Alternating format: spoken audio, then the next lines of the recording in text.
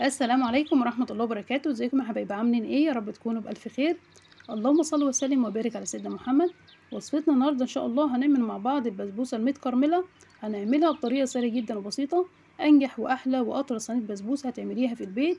هنعرف مع بعض سر لونها الخطير، هنعرف كمان سر التسوية المظبوطة لو البسبوسة بتفشل منك.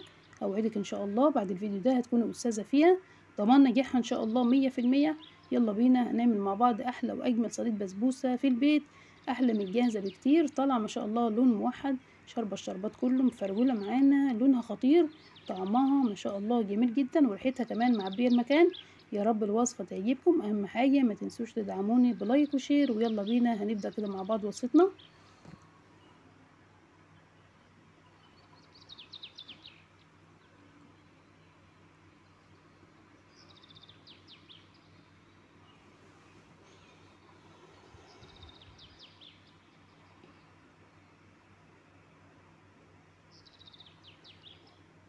في البداية معايا كده نص كيلو من دقيق السميد أو دقيق السيمولينا، بتشتريه كده سايب من عند العطار. معايا كمان كوباية كده من السمنة البلدي، ميكس كده بين البقري والجاموسي.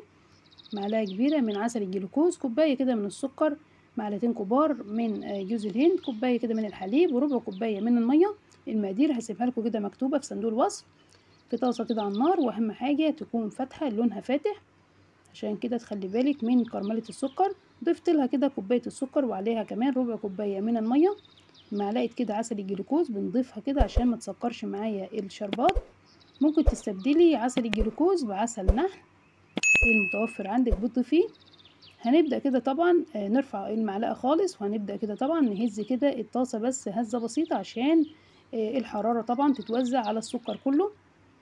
أول كده ما يلون معايا وياخد اللون، هبدأ أنزل عليه بكوباية السمنة البلدي.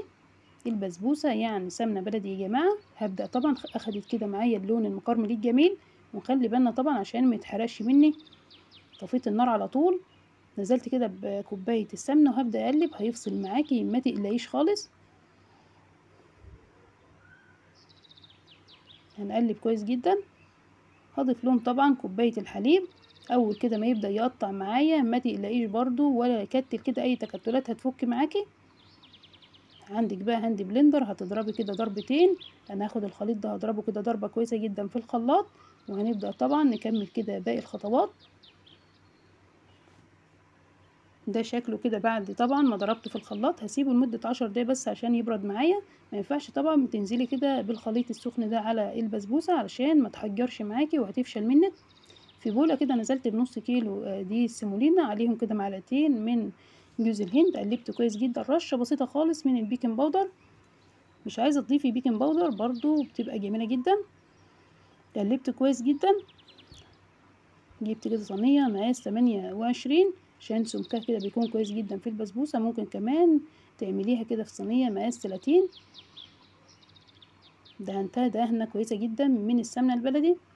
هنزل بقى على البسبوسة كده بالخليط اللي احنا عاملينه كده مع بعض، السكر المكرمل الجميل ده. اهم خطوة هنا في البسبوسة مش هنعجن خالص، احنا هنقلب بالمعلقة تقليبة بسيطة خالص، عشان طبعا مادة الجلوتين اللي في دقيق السميد ده او دقيق السيمولينا ما تشتغلش معايا وتتفاعل. هتبص تلاقيها كده فشلت معاكي وحجرت منك.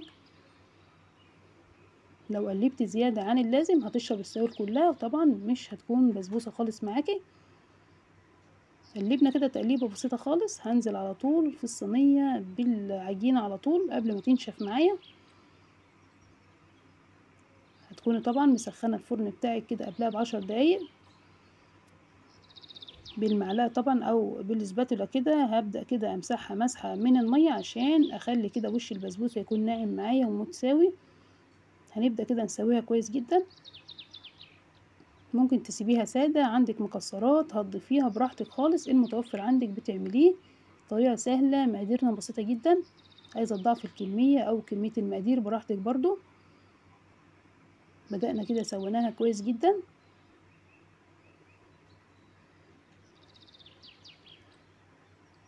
هنبدأ كده نزينها بشوية كده من البندق. اي مكسرات عندك سوداني اي حاجة براحتك، عايزة تسيبيها سادة برضو بتكون جميلة جدا. هتدخل كده على فرن مسبق التسخين طبعا درجة حرارته كده 200.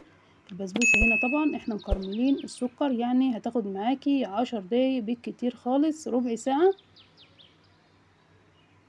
هتدخليها كده على الرف الاوسط، اول كده ما الحروف بتاعتها تفصل معاكي وتاخد لون هتطفي من تحت. طبعا اخدت اللون من فوق خلاص، ما خدتش اللون هنبدأ طبعا نشغل عليها الشواية. اول كده ما تاخد اللون الذهبي الجميل هنطفي عليها، وفي الوقت ده انا دخلتها كده الفرن.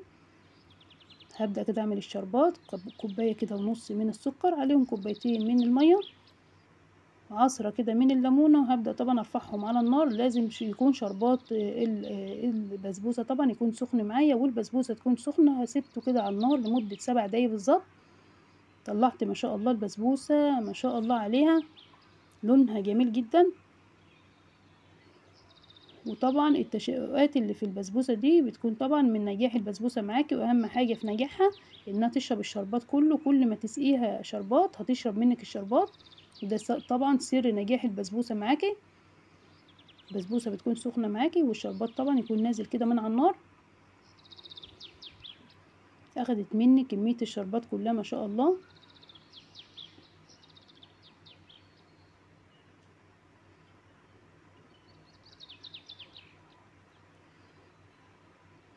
هسيبها كده طبعا ترتاح خالص وتبرد معايا. ممكن تسيبيها قبلها كده بيوم، ممكن تسيبيها ساعتين براحتك خالص. ضغطت كده بصباعي فيها ما شاء الله بتصبع معايا كده بتبصم، ناجحة معايا ما شاء الله، طرية، ريحتها جميلة جدا.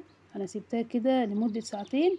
ممكن تسيبيها كده، الحلويات الشرقية طبعا ممكن تعمليها قبلها بيوم، تكون كده ناجحة جدا معاكي، وكمان بتكون متماسكة طبعا. كل ما تسيبيها تتماسك اكتر. لونها خطير، مفرولة معايا، شاربة الشربات كله ما شاء الله عليها. اللمعة فيها جميلة جدا، لونها طبعا موحد من فوق من تحت، طرية جدا. يعني ان شاء الله الوصفة دي سهلة جدا وهتنجح معاكي من اول مرة. تعمليها احلى صينية بسبوسة، احلى من الجاهز بكتير. ما تشتريش خالص بسبوسة، وجربي كده الوصفة دي. ممكن كمان تسيبيها سادة وهتطلع معاكي برضو جميلة جدا ما شاء الله عليها، طرية، طعمها لذيذ، ريحتها كمان جميلة جدا